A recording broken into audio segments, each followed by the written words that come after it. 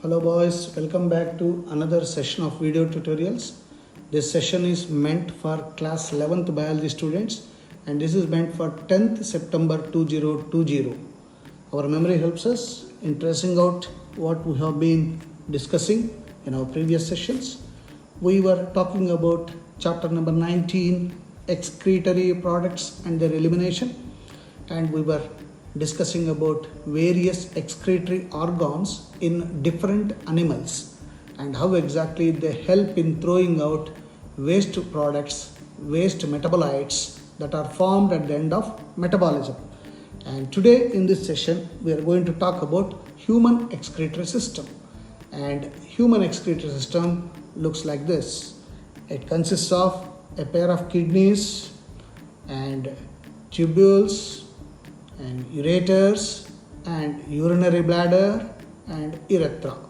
So human excretory system consists of pair of kidneys, and these are the main organs, excretory organs of human body.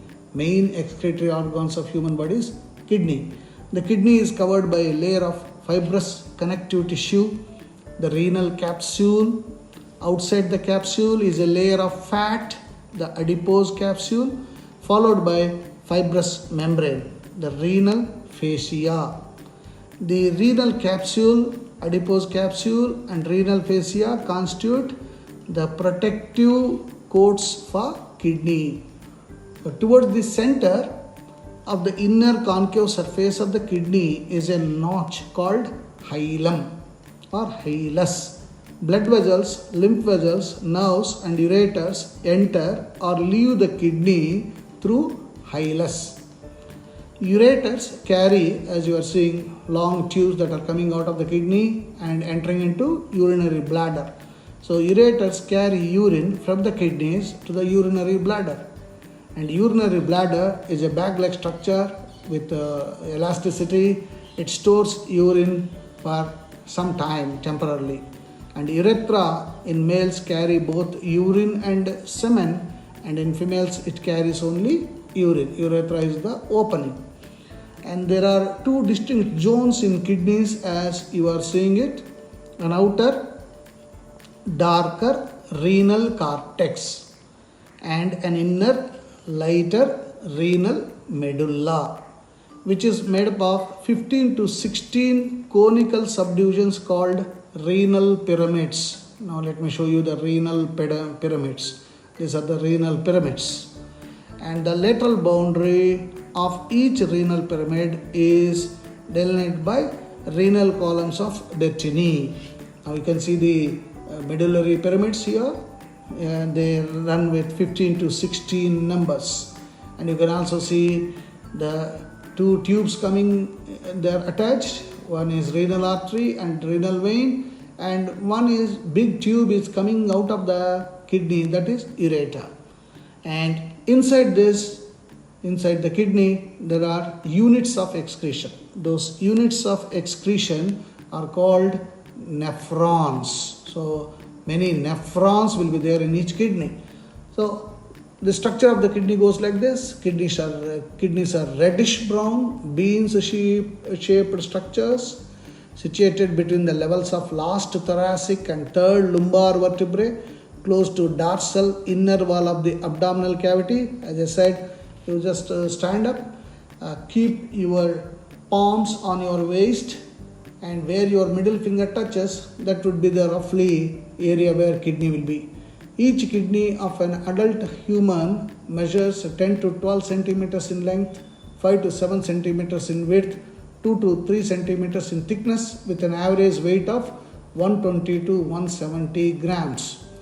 Towards the center of inner concave surface of the kidney is a notch called hilum, through which ureter, blood vessels and nerves enter. Inner to the hilum is a broad funnel-shaped space called renal pelvis, with the projections called calyces. The outer layer of the kidney is a tough capsule. Inside the kidney there are two zones, just now you saw that, the outer cortex and inner medulla. So there are two zones, and the medulla is divided into few conical masses, medullary pyramids projecting into calyces. The cortex extends in between the medullary pyramids as renal columns called columns of Bertini. And inside each kidney, then structures like this will be there. These are called nephrons, which is a unit of excretion. The structure of the nephron would be in this fashion. So basically, nephrons are morphological and physiological units of kidney.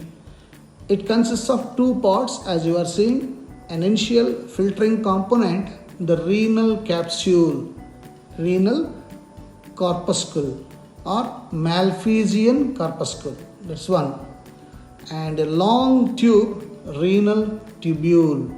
So there are two structures in a nephron. The renal corpuscle filters out large solutes from the blood and delivers water and small solutes to renal tubule for modification.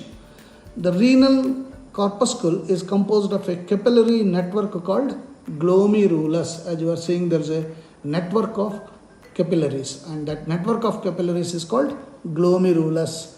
And Bowman's capsule. Where is this glomerulus? It is situated in a cup-shaped structure called Bowman's capsule. It's named after the scientist who discovered this, Bowman's capsule or glomerular capsule. And in Bowman's capsule, it consists of two layers. Outer parietal layer consists of simple squamous epithelium, and inner visceral layer consists of specialized epithelial cells called podocytes. Again, this is UPSC exam, NEET exam. So podocytes.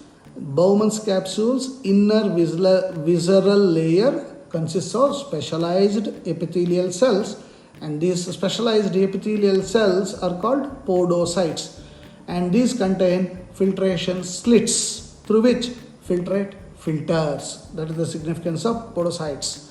And glomerulus is a capillary network within the Bowman's capsule.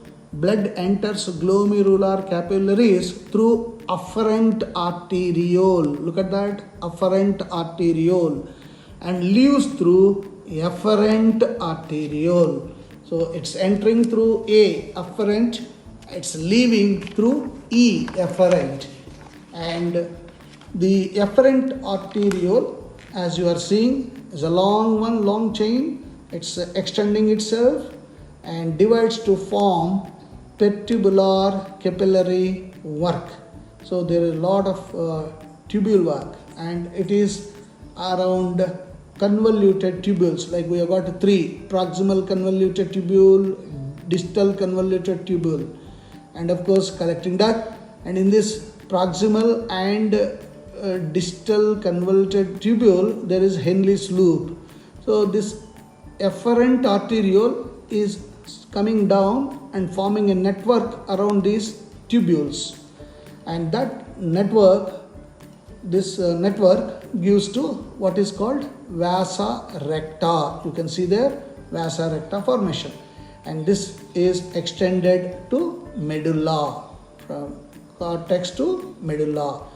Attached to each Bowman's capsule again is a long thin renal tubule with three distinct regions. Proximal convoluted tubule, we abbreviate it as PCT, loop of Henle or Henle's loop, and then DCT, distal convoluted tubule. And distal convoluted tubule continues into short straight terminal path called collecting duct. Collecting tubules of many nephrons open into larger tubes called collecting ducts, which join to form still larger duct called ducts of Bellini that open into renal pelvis through medullary pyramids in the calyces. Smooth muscle cells of both afferent and efferent arterioles are called juxtaglomerular cells. We say JG cells. The epithelial cells of DCT, distal convoluted tubule, in contact with afferent arterioles are collectively called macula densa. The JG cells together with macula densa form juxtaglomerular apparatus, JGA. So basically nephrons are of two types. Cortical nephrons, about 80 to 90% of the total nephrons. They are superficial, they originate in cortex and have relatively short loop of Henle. They deal with the control of blood volume. And second type, juxtamedullary nephrons, 10 to 20% of total nephrons are present at the junction between cortex and medulla and have long loops of Henle. You can see, you can see here, the cortical one is having small Henle's loop, whereas juxtamedullary nephron has got a long loop of Henle. They deal with increased water retention when water is in short supply. So this is how we describe the human excretory system and the unit of excretion. And in our next session, we'll be talking about what is the function of this, how each part of nephron functions and helps in formation of urine. So urine formation we'll be discussing in our next session. Until then, draw the diagrams and post the diagrams that you have drawn, both human excretory system and